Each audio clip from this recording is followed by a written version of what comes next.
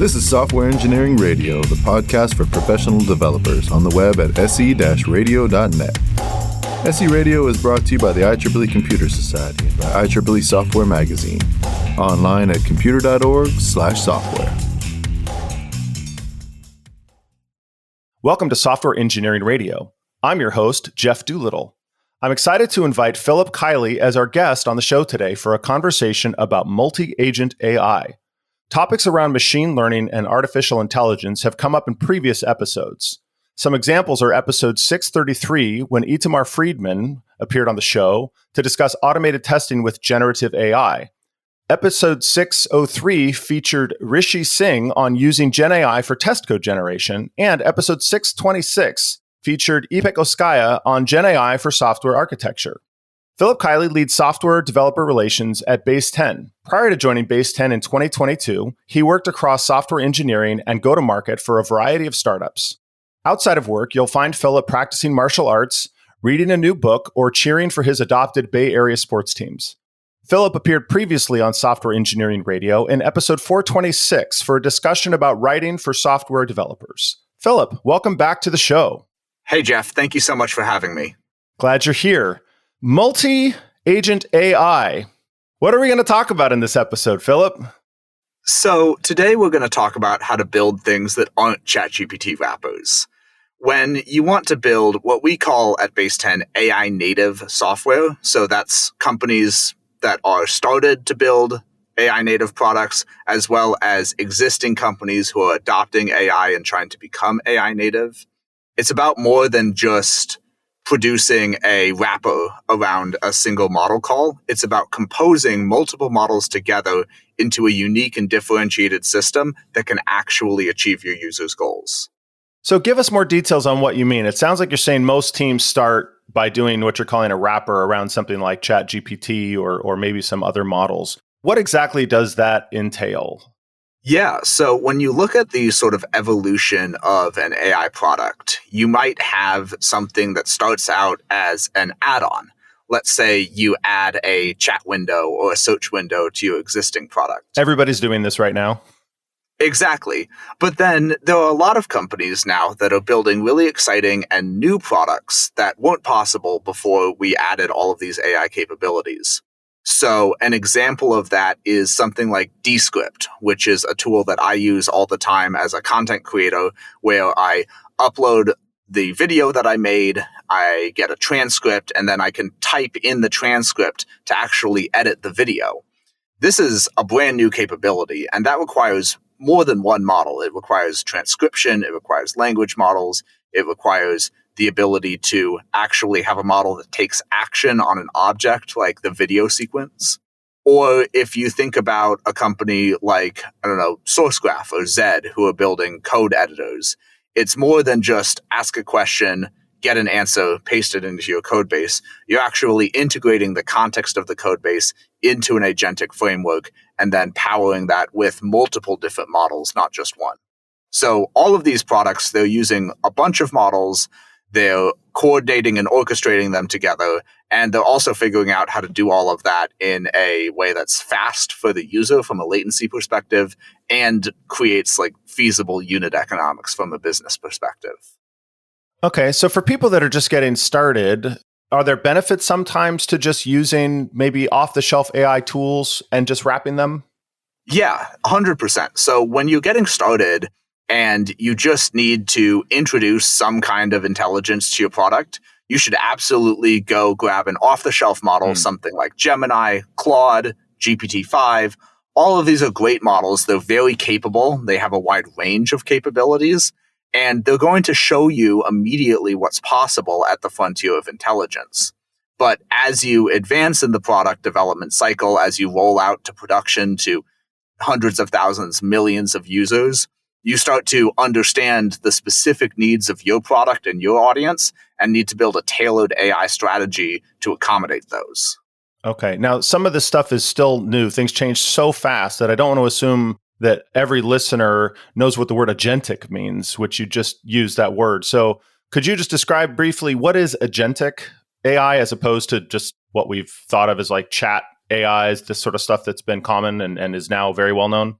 Absolutely. We've got a lot of fun buzzwords here, and that's what helps us, feel smart in the AI industry. But I'm actually wearing a shirt. This is not a video podcast. I'm wearing a shirt right now that says artificially intelligent, and I use all these buzzwords to feel naturally intelligent. Agentic AI basically just means going from an AI that produces information to an AI that takes action. At a technical level, this is implemented through something called function calling or tool use, where you add the capability of your model to take a list of tools, pick which one it wants to use, and return that selection as well as inputs to the tool.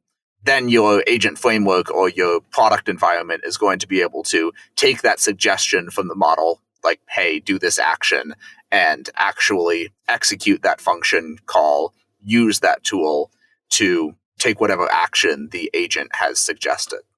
Okay, so I might have an AI experience that just gives me information like ChatGPT, but no action is being taken. The next step, once we go to an agent, now it can do something with a tool, a function call, as you said. And now in this episode, we're also going to talk about multi-agent AI. That sounds like even the next level of composition. So what happens now at that level? Yeah, so ChatGPT itself has become increasingly agentic. For example, if you think about ChatGPT Pro, which does all of the searching ahead of the reasoning chain, doing a web search is an agentic action. Your model is not capable of simply just doing that. You need to build a scaffold around it. You need to tell it that it has access to this tool, tell it that it can request this tool, and then wait for a response from it. And when we think about composing multiple agents together, that really comes from having more than one model in many cases. So everyone, when we're talking about generative AI, we love to talk about large language models, LLMs, stuff like that GPT-5, that Gemini 2.5, and the open source ones, Kiely, Qwen, all those guys. But there are a lot of other modalities out there in the generative AI industry. We can create images and videos from text. We can use embeddings to encode the semantic meaning of text and use that to do retrieval, use that to do memory, context, recommendation, all that kind of stuff. We can interface with the user through new modalities like voice.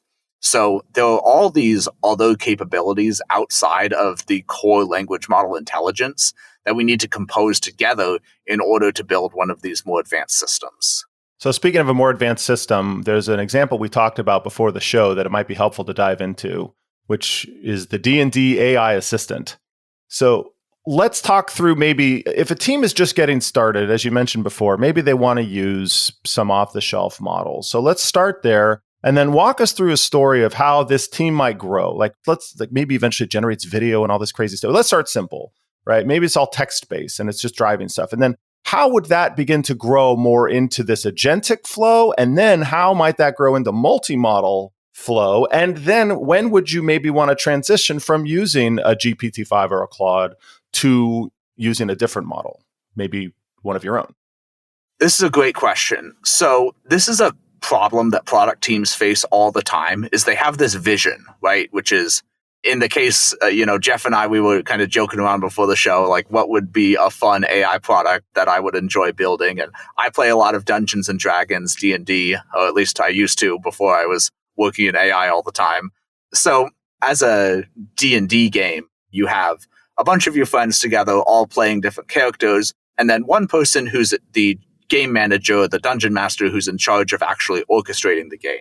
You can think of the job as the dungeon master as almost being a video game engine for all your friends. You're making the actual actions happen. So we're thinking, well, what if you could just do AI instead so that everyone could play instead of one person having to kind of orchestrate the game?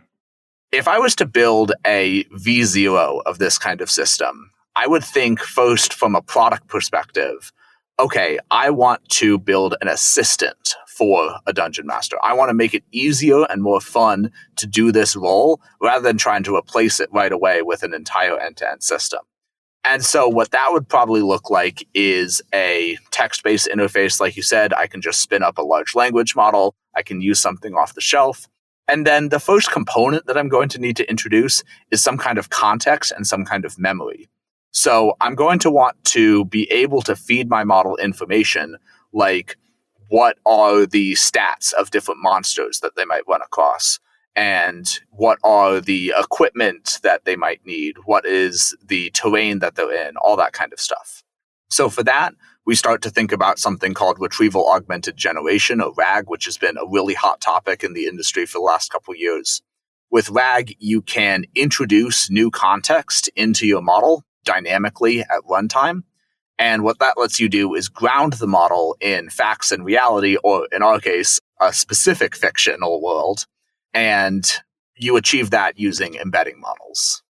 Okay, so now we've got stage one. We've got our assistant that helps the human dungeon master, I guess, work less, right? They're getting help. Now, what's the next phase of evolution here? Real quick, what's the product vision? Where are we heading? And then we can go back to the steps we're taking to get there. It's like, where does this thing end? Yeah, so the product vision that we're building toward here, and again, this is just completely hypothetical, is what if you could have a system where my friends and I show up and we turn on this system and we can all just play D&D together. We come up with characters, we come up with scenarios, and no matter what we do, the game is able to update itself, it's able to interact with us, it's able to create characters for us to interact with. Basically an entire generative gaming experience delivered exactly the same way that an experienced human GM would, but in a way that, all of us can play together instead of one person having to do that role. And maybe it's creatively generating the story, but maybe eventually it generates video snippets or... Exactly. Yeah. Okay. So on the modality side, where when you build systems like this that you're trying to deploy to a large number of people and have be a very engaging AI experience, you really quickly have to move beyond text. So no one gets together to play D&D by email. You get together in a room and you're talking and you're rolling dice. And so you want to introduce new capabilities to the system. First off, you need to be able to transcribe the conversation. You need to be able to diarize the conversation, which means attribute who's saying what lines, so you know what's happening with each character. And then you also need to give voice to the AI. You need it to be able to speak back to the players, not just produce text on screen. So these are all great examples of the kind of work that has to happen in a multimodal agent system where you're bringing in inputs from different sources. And then we can also see a little bit more concretely what it means to be an agent. For example, rolling dice. That's a huge part of D&D. It determines whether or not your attacks hit, whether or not you're able to take certain actions. And it's very easy for a computer to, quote unquote, roll a dice. All they need to do is run a little script to generate a random number.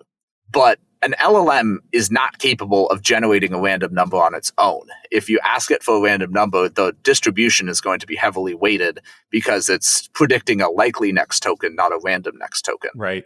So we can introduce a tool. Let's say we have a Python function called roll a dice. And you tell the function how many sides the dice has.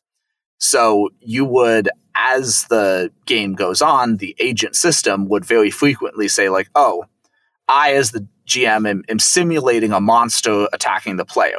And whenever an attack happens, I need to roll a 20-sided dice to see whether or not it hits. So I would call this function roll dice, and I need to pass it the argument 20. And that'll be the actual response from the model. The model won't output the monster hit the player or the monster missed. The model will output, hey, please roll a 20-sided dice. The agent framework is going to pick that up, do that action, give it back to the model, and then you have a new prompt, you have a new generation cycle that's going to say, okay, it was a 19, the monster hit the player, and then it's going to take that information and speak it out loud. So you can see how we're very quickly moving to a very complex system where all of these models have to work together in sequence very quickly, and they are passing information back and forth in a sort of contextual memory layer rather than relying on a single prompt to run this entire system end to end. Yeah, so composing together different tools and different agents that are specifically capable in particular ways rather than just throwing it at ChatGPT and expecting it to, as you said, generate random numbers, for example, which it's not going to be good at, right? Exactly. It's always very surprising what capabilities AI models have and don't have. Sometimes I ask a model to one-shot an entire page of code that I've been thinking about, and it just gets it done perfectly on the first try. But there's other very simple actions that models can't do unless you give it the tools to do so. Absolutely. I've attempted generate system just to see what would happen. And you wouldn't be surprised that it's just a big mess by giving it that much all at once. And then, of course, there's the opposite end of the spectrum. How many bees are in blueberry? But, when you consider token size and things of that nature, people get bent out of shape. Oh, the AI can't tell you that. Well, it's a tool. It may not be able to do that, but it's really good at a bunch of other things. Exactly. And you can always use tool calls to address the weakness of a foundation model. If you give it a Python script that says, hey, do this substring matching problem, that's a very simple Python script to implement. It can write that script for you and then run that script for you and then tell you how many bees are in blueberry. You just need to give it the access to the tools in the runtime environment to do that. Yeah, interesting. So there's a few directions we can go, but I want to start with, let's say we've gotten this Dungeons and Dragons AI agent to a certain point, but everything we've done so far, we're using off-the-shelf models. When would you start to make that transition, and what would you do? Yeah, so there's a few places where I see AI teams start to run into some of the limitations of off-the-shelf models. A big one is domain-specific quality. So when we think about our system, we are trying to, for example, have a fun role-playing voice where it's going to be adventurous and exciting and engaging in the same way that, say, a book or movie dialogue would be. Your average off-the-shelf model does not have very much personality like that. You can get a long way with prompting, but you can always tell when some text is written by a certain model. So this is even more important, of course, in real-world systems. I work with a lot of companies in the healthcare space where they're investing a ton of money in training and fine-tuning models that do better and do better enough that they can actually be used in the real world for both front and back office healthcare things. It's important in finance. It's important in education. There are all these places where you want to train or fine-tune a model so that it performs better in your domain. So that's the first place is domain-specific quality makes people start looking. The second reason people start looking is latency.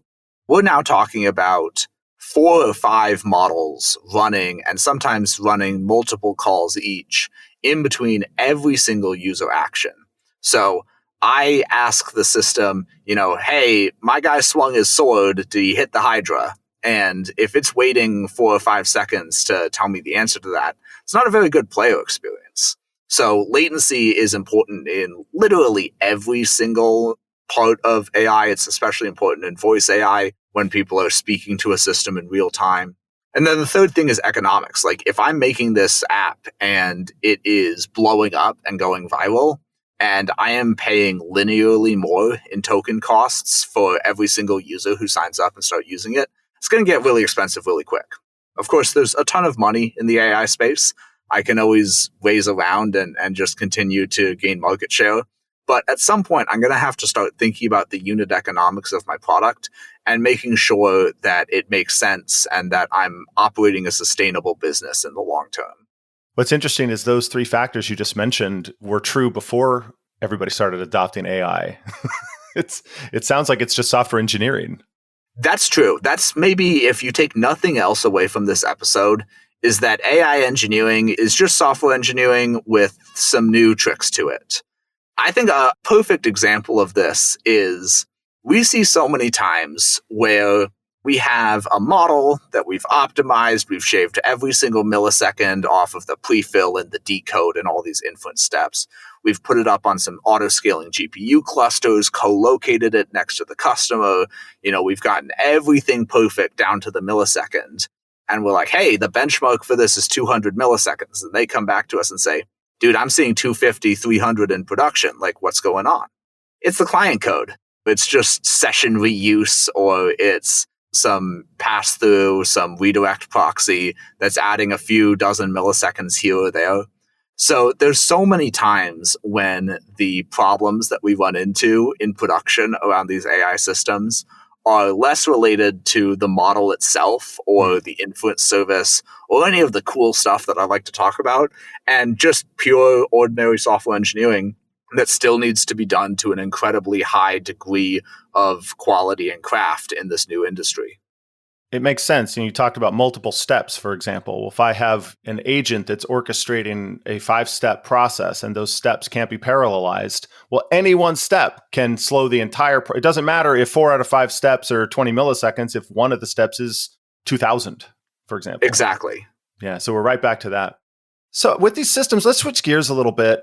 There's obviously a lot of information passing back and forth now between the human and these systems. If we're talking about Dungeons and Dragons and a game, maybe the risk isn't super high of nefarious things happening with our data, but the more we hand off capabilities to an agent, it seems like trust becomes more and more important. So speak some to how do we handle issues around sensitive data or around agents that maybe have power that is a little dangerous to be handing them. You know, I think of the agent I saw the other day that did a RM space dash RF slash. Unfortunately, it had the right path afterwards, but I sort of had that moment of, oh my gosh, what if it just was slash? I would have been in big trouble. Absolutely. So there's a few different things here. I think number one is just making sure that you understand the tools you're giving the agent access to.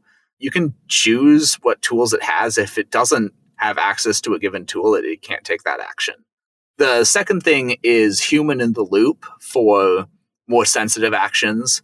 So let's say I was making a stock trading agent that was going to manage my portfolio on my behalf.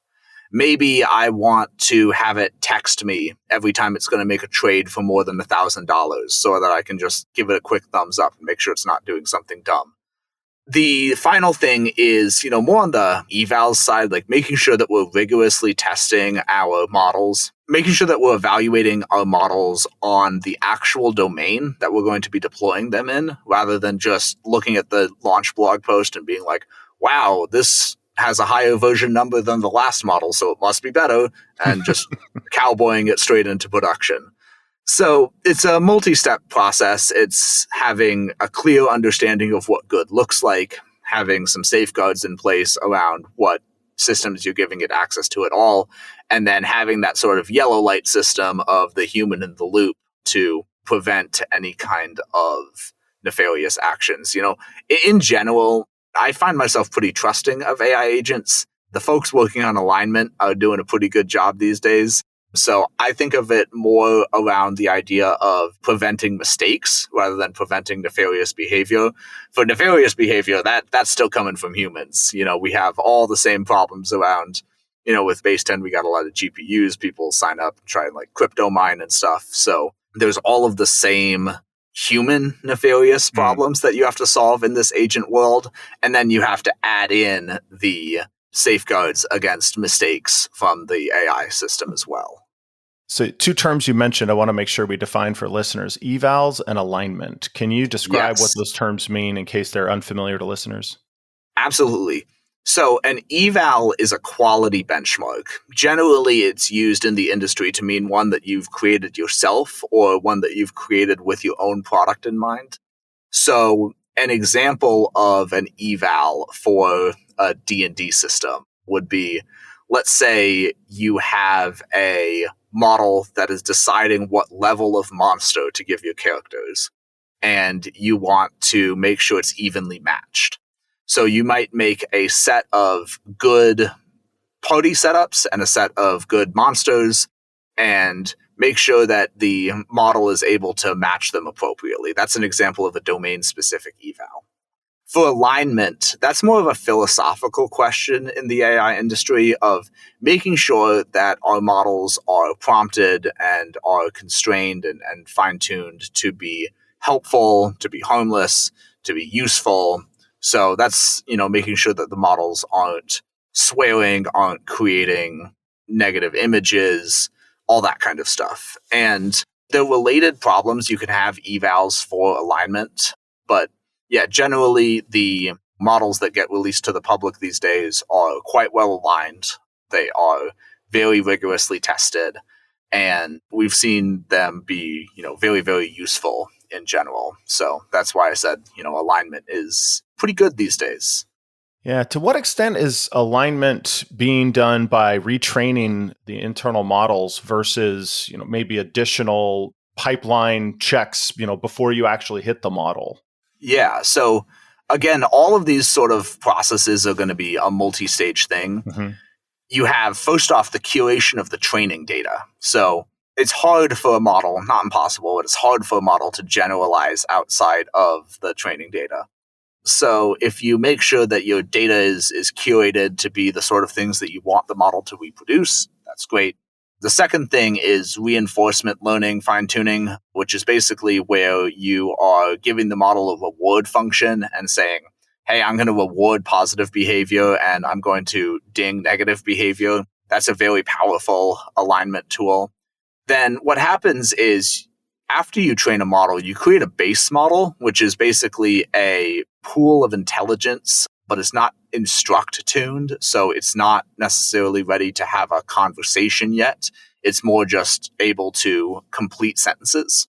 So you take that base model and through that instruction tuning process, you do additional fine tuning to make sure that it's handling instructions correctly. For example, it's refusing to help people understand how to make chemical weapons. And then finally, at the deployment level, it is the responsibility of the developer to make sure that their model is being used appropriately.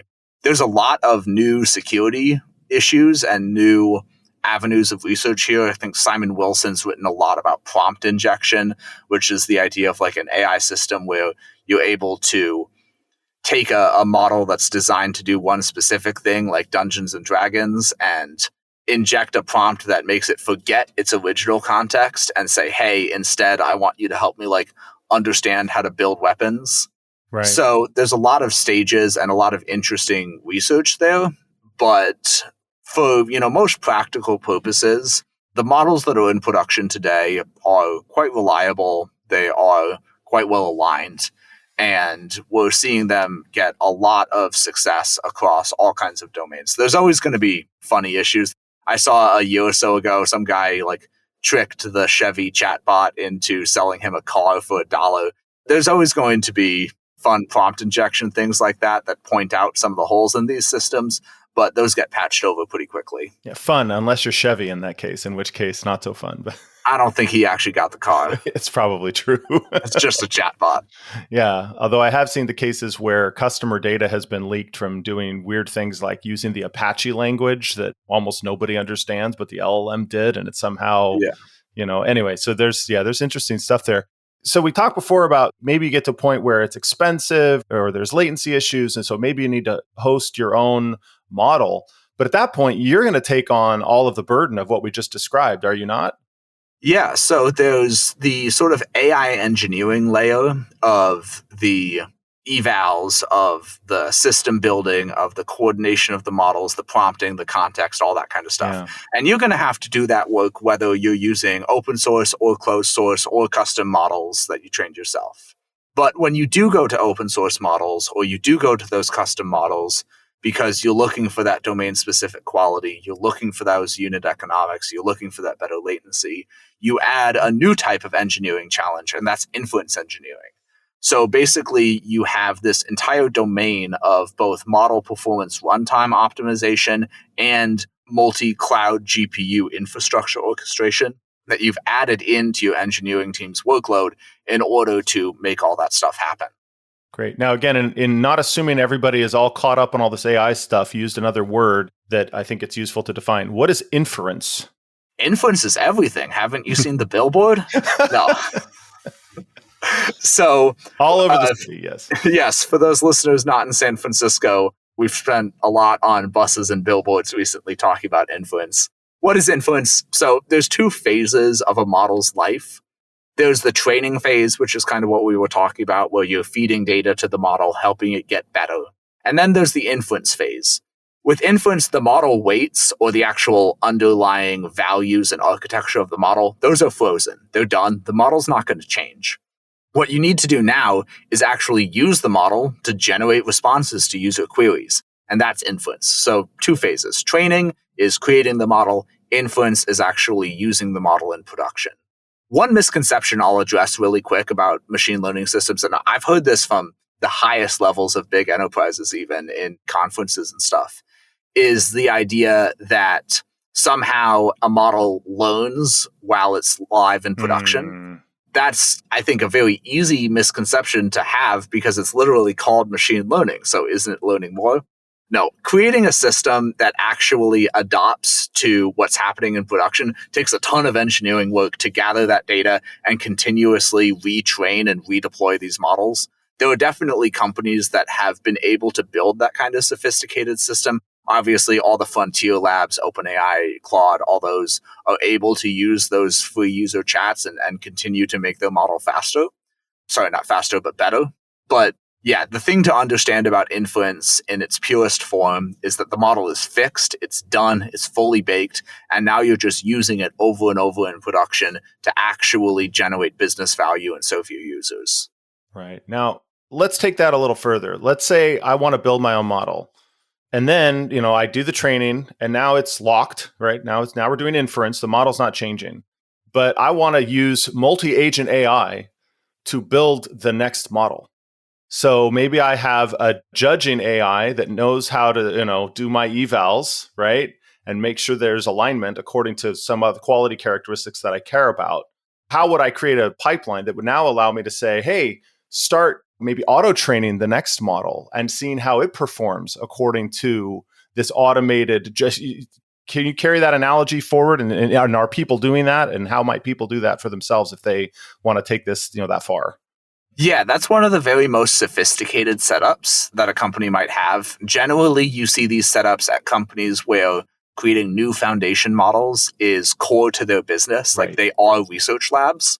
And in those cases, absolutely, what they're doing is they're taking each iteration of the model, deploying it into production, seeing how it works, gathering user feedback, and using that to create fine-tuning data sets, using that to create training data sets, and putting those into the next version of the model. They're also doing a lot of other stuff. They're doing architecture research. They're trying to expand things to larger scale, trying to get more and higher quality training data from other sources. So it's one small part of a larger system of making better and better models. But the way you set up that system is, like you said, you have the model running in production, you have a data gathering mechanism, you have that evaluation mechanism. You're generally not going to be like retraining your model overnight. That's more of a setup that was common in the ML world, where you were sort of continuously retraining these very small, couple 100 million parameter type models and redeploying them for increased predictive accuracy. The iteration cycles are slower in the AI world, where you might be releasing new models on a monthly cadence or a multi-month cadence is what we generally see from the best labs. Right. But in the meantime, I imagine there are multiple potential models that don't fulfill whatever the criteria might be. They don't meet the evals. They're not aligned properly. They're too easy to jailbreak, whatever it might be. And then they select from the ones that fulfill the requirements, and that's the one that gets released. Absolutely, absolutely. There is, unfortunately, a lot of work that has to be thrown away in a non-deterministic system, but ultimately you are able to get to the best and not just get stuck at like some local maximum. And as soon as you're going to create your own models, though, you're going to have to carry that burden whether you automate it or not. Yeah, absolutely. So that's why a lot of companies choose to, instead of creating models from scratch, do lightweight fine tunes on top of existing models. So I've talked a few times about this idea of a foundation model. That's going to be one of the big models from a major lab. In the open source world, this might be something like Llama, Mistral, Qwen, Kimi. You're taking one of these foundation models and then you are applying a much smaller data set. These models are trained on trillions of tokens. Like think, every book ever written, everything ever said on the internet, that kind of scale of data. Yeah. Fine-tuning data can be much smaller in scale. You might have a few tens or hundreds of thousands of questions and answer pairs that are relevant to the behavior that you want to generate. And you're able to create a lightweight modification to these models. AI inference is just matrix math. It's just a bunch of matrix multiplications. Your fine-tune is just one more matrix in that sequence that everything's getting filtered through to slightly adjust the behavior of the model. And creating one of those, while still a lot of engineering work, and still something that should only be invested in after a lot of other things in the system are figured out, is hundreds or thousands of times faster, cheaper, and easier than training entire models from scratch. Yeah, that makes sense. So let's say our Dungeons and Dragons game is really taking off now, and we're hitting up on some of those factors you mentioned before that might cause you to say, whether it's the economic factors or it's the latency factors, we're starting to hit on those. And now we need to transition to what you've described before as a dedicated deployment. So can you unpack for our listeners what exactly those next steps might be using that example to move from, say, and maybe you still use a foundation model for some aspects of it, but there's some piece that you say, we're going to move this now to a dedicated deployment. What does that mean and what does that entail? Absolutely. So to start with, we're just doing a little bit more software engineering. We've always had multi-tenant services and single-tenant services. As a AI model API, off the shelf, what I'm getting from someone like OpenAI is I'm getting one endpoint. Everyone else has the same endpoint. We're all hitting it, and our traffic gets mixed together and served.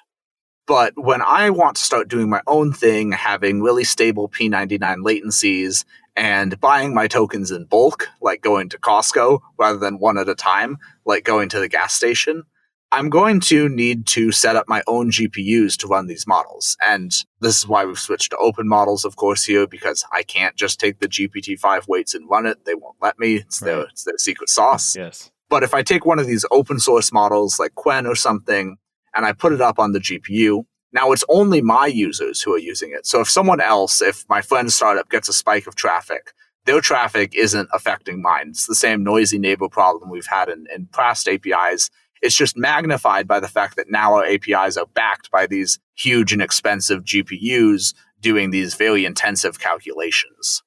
So yeah, I'm going to have to secure these GPUs. I have to actually go get them, go lease them or rent them. And then I'm going to need to install a runtime on these GPUs so that I can actually serve the model. And then I'm going to need to scale up and down, replicating this system over and over again in order to meet the demands where maybe more people are playing on Friday and Saturday night. So I need more GPUs then. I need fewer GPUs at 10 o'clock on a Tuesday when everyone should be at work. Right. Another term you just used, again, in the interest of clarification, you said weights. And yes. you said, GPT-5, we don't get to use their weights. They won't let us. That's their secret sauce. Can you unpack that? What are weights? Absolutely. So a large language model or most generative AI models, like I said, it's all just a bunch of matrix math. Right. So the weights are a giant matrix. If you think about a model having, say, 1 trillion parameters, I'm sure we've heard about model size being talked about in terms of parameters. A parameter is just one number. If you think about a simple logistic regression model where it's like C equals AX plus BY, A and B are parameters. That is a 2-parameter model. And you can scale up that example to, okay, now I have 1 trillion parameters. Each one is just a number. And these numbers are in this neural network, they weigh or they adjust the weighted probability of a certain token being produced. So that's why they're called the model weights. The parameters are influencing or weighing on the output of the model, and so they're the weights. The weights of a model is what determines whether or not a model is open source or closed source. Closed source models, you don't know what the weights are. Open source models, you do. The weights are on Hugging Face. You can download them, you can use them, you can run them in your own company, you can run them on your own hardware. Great. So what other pieces are needed if you want to build and host? Let's start with your own dedicated inference platform, and then maybe we want to grow beyond that into a dedicated multi-agent platform, or at least pieces of it. Yeah, so the two pieces are the infrastructure and the runtime. The infrastructure, again, is like getting the GPUs, orchestrating them. The runtime is really exciting because with these model weights that you have various options for things like inference engines. So some popular tools are VLLM, SGLang, TensorRT LLM.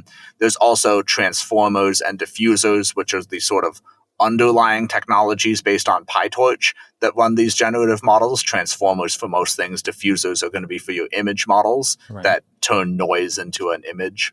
So what's VLM? What's SGLang? What do all these things do? Well, they're inference engines. So you load the weights into the engine, you put that system in a container, just a Docker container. Again, we're just doing real software engineering here. Put that on a GPU. And the inference engine is actually responsible for running those matrix multiplications to produce inference on the GPU. And your choice of inference engine, the way you configure the inference engine, has a massive impact on the actual speed and throughput of your eventual production system. Because these are all very complex calculations. They're bottlenecked in various places. For example, your time to first token, or the time it takes to generate that first little bit of output, is going to be mostly based on compute, like how many flops you have on your GPU. And then your decode, which is what's going to generate every single one of those subsequent tokens, is going to be bound on your memory bandwidth on the GPU. So we have two different bottlenecks right next to each other in these two phases of inference. You have to figure out, systems and algorithms and optimizations to get around those bottlenecks to be able to serve all this traffic really fast and to be able to serve it in a way that utilizes the GPU to the maximum capacity so that you're not wasting money on underutilized hardware. That's inference engineering right there. It's both getting the GPU, but also using it effectively. And it's a really exciting thing to work on. May seem like a really basic question, but why do we need GPUs? Why aren't CPUs sufficient in this space? So in the ML world, and when I joined Baseten, we were a very inference-focused company 4 years ago, but we still were working a lot with ML models. Like I ran all kinds of XGBoost models and stuff on CPUs, and they ran fast, but those things were tiny. So the models today, first off, they're huge. So, these billions, trillions parameters, you need a ton of memory to support them. So that's where the GPUs come in with their hundreds of gigabytes in the case of B200s of high bandwidth memory. And then, more importantly, they have the tensor cores. So as we've talked about, model inference is a matrix math, linear algebra type of system. And so these GPUs are optimized to do all of these things in parallel. GPUs are throughput machines. They're great at parallelizing this kind of math. You actually can run models on CPUs. It's just really slow. If you have like a local CPU and some local RAM, if you have a Raspberry Pi, you can run a really tiny model. It's just going to be slow. And for our production systems, we're trying to make things real time. Yeah, you talk about a matrix, and for those who took calculus BC in the United States, what we call it, or calculus C, you know what matrices are, but those are typically 2 by 2. How big are these matrices that we're talking about in this space? Billions. So, well, but it just said the dimensionality. Right? Yeah. Dimensionality, hundreds of thousands of dimensions in each direction. So we can't even conceive of 4 dimensions in our head. Yeah. So the thing is, you don't actually, there's a lot of math here. Yeah. Don't get me wrong. And I certainly have learned a lot, but have a ton more to learn about the underlying mechanics of all of this at the very lowest level. But I got a B in linear algebra. I got a B in statistics in college. I am good at math, but not great at it. You don't have to be some Einstein-level mathematician to grasp the mechanics of inference and to understand how to make it faster. It's just like we talked about, software engineering, introducing constraints to the system, and iterative experimentation and evaluation. So the math's important. It's really fun and interesting to learn. But as someone working in this system every day, I'm, living proof right here on a podcast talking about it, that you don't have to be a PhD in math to understand how some of this stuff works. And as you said before, traditional software engineering challenges still apply in this context, correct? Absolutely. Most of AI engineering is just new versions of software engineering with some fun non-deterministic behavior sprinkled in. Are there any specific aspects of software engineering that really should be emphasized if you are working on self-hosting or building multi-agent AI systems? I think a big one is the idea of configuration. So when we think about a model inference engine, there are hundreds of different parameters that you can adjust. You can adjust the quantization. You can adjust the speculation algorithm. You can adjust the batch sizes, the sequence lengths. There are all of these different, Temperature, whatever. yes, the temperature, exactly. There are all of these different configurations that you can mess with. What's the best one? Well, it depends.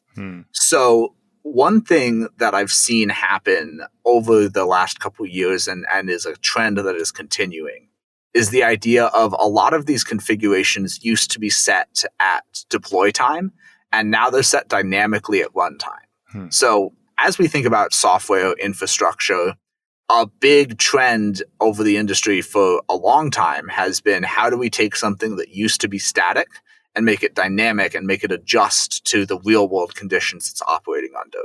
The exact same thing is happening in inference engineering, where we're going from, okay, we're going to run one benchmark for performance, and we're going to do as well as we can on that benchmark, and then we're just going to roll out this system, to having a system that automatically adjusts to scale, to the nature of the traffic, and to the performance it's seeing in order to just continually improve. Well, that speaks to the importance of observability. Can you Absolutely. speak some to how are companies doing observability in this space to ensure that they're getting good results out of these systems? We use all the standard observability tools. We have our Grafana dashboards and our Sentry alerts and stuff. Again, if these models are going to be core mission critical parts of your software stack, they need to be treated like core mission critical parts of your software stack. You should get paged when latencies elevate. You should get paged when GPU nodes cycle. So a big part of our observability is around the performance, just making sure that we're keeping an eye on traffic, keeping an eye on latencies, keeping those steady, keeping an eye on errors, making sure that there aren't too many requests timing out, that kind of stuff. And there's also the AI observability layer in terms of the model outputs and making sure that those are continuously of high quality. I have a lot less experience there, being that I work more on the infrastructure side than on the AI engineering side. But from my understanding, it's basically keeping an eye on those eval numbers, making sure that they're trending in the right direction, and also just listening to your users, just having open lines of communication, making sure that users are continuously happy with the service that they're getting from the models. What other responsibilities do you have to take on when you either host your own models or you're building multi-agent systems? So GPUs are great technology. I would not have this career in inference engineering without the existence of GPUs, so I'm very thankful for them. But they're also kind of a pain to work with sometimes. If anyone's ever run a long-running task on GPUs in production in a data center, they know that GPUs do not stay up 99.99% of the time. But if nothing close to that, you're lucky to have a couple nines in there. But if you are building, say, a assistant for doctors that every single doctor in America is going to use to make sure that they're delivering the best possible care, which is something that one of our customers has built, then you need to have that extremely high reliability, because if you're interfering with a medical process, that can literally be life or death. And so the big responsibility that you have on the inference engineering and infrastructure side that you're taking on when you switch to models that you're running yourself is to go from these very flaky and unreliable hardware systems into a software layer that orchestrates all of this, has active reliability, goes in multiple clouds just in case one of your cloud providers goes down, goes in multiple regions so you're close to every user, can fail over from cluster to cluster, can cycle nodes automatically when they have issues. This software orchestration layer becomes your responsibility as well, and is very, very critical, because reliability is one of the differentiators today in the AI industry. Everyone complains when ChatGPT goes down. Everyone's always asking on Twitter, hey, does this model seem dumb today? Or, what's going on under the hood in this system? When you take that in-house, you do gain control over all of that. But again, you also gain all of that responsibility. And depending what you're working on, that can be a very, very heavy responsibility. I mean, everything you just said about orchestration across multiple regions and failover and a high availability, that still just sounds like software engineering. We can't just sprinkle AI on it, Philip, and just have it work? There's a reason they let me on software engineering radio instead of having to create AI engineering radio. It's a field that I think should be very welcoming to everyone with a background in any kind of software engineering work because it's all needed again. We got to do the same stuff that we've done for all of our previous systems. We have to adapt it, of course. The systems are bigger, they're faster, they're less deterministic. But we have to do a lot of the same engineering work as an industry to make these things grow and scale that we did in every single one of the last generations of technology. Yeah. So let's say someone wants to start transitioning. They've been adding chatbots on top of their existing systems, and now they're listening to this show or they've been, reading other things, and they're saying, I want to get into this agentic world and I want to start looking even at multi-agent AI. What should they do to get started, or what approaches might they take? I would really recommend an approach of iterative experimentation. I think the easiest way for this to go wrong is to decide that you want to build the single greatest AI system to ever exist, and you're going to do it today. Obviously, you should have a lot of ambition working in this space. This space is growing fast. People are building unbelievable things. But it's important to stay grounded in the day-to-day work of how can I make something a little bit better today? That might be introducing a new modality, saying like, okay, I'm going to add voice to my chat. It might be introducing new contexts, saying I'm going to give my agent access to a new type of data that it hasn't had before. And as we've been talking about, it could be something entirely unrelated to AI. You could be making better tools for agents to use. You could be cleaning up your docs so that it's easier to find out what information to pull. You could be optimizing the latency of your networking stack so that you're not having users hang out for 50 milliseconds every time they want to make a call. There's so much engineering work to do around making AI systems better and more reliable, both within and outside of AI engineering, that there's someplace for everyone to contribute. So, Philip, what's been your journey? How did you get into this space? Like I said, everyone has a role to play in the AI engineering industry, and mine was joining pretty early, actually. I joined this company called Baseten. Back then, it was a pre-revenue team, and we were working on ML AI inference. I wish that I could tell you that I had some great market insight where I knew this was going to be huge, a year before ChatGPT came out. I did not. I was looking for a job. I wanted a stable paycheck so I could pay rent. And my only thesis, if I had one, was like, hey, these people are really kind and really smart, and I'd like to work with them on whatever it is they're doing. So I joined this little company, and I was very fortunate to have the opportunity to learn on the job over the last 4 years to transition into more of this developer relations and inference engineering space where I'm able to work directly with some of the fastest growing AI companies in the world, where I'm able to go speak at NVIDIA GTC and reInvent and AI Engineer World's Fair and some of these great conferences and talk about the things that I'm learning from our engineers about how to make these systems faster and more reliable. So yeah, it's been a great journey growing with the industry from getting in even ahead of ChatGPT blowing up and having the opportunity to learn along the way.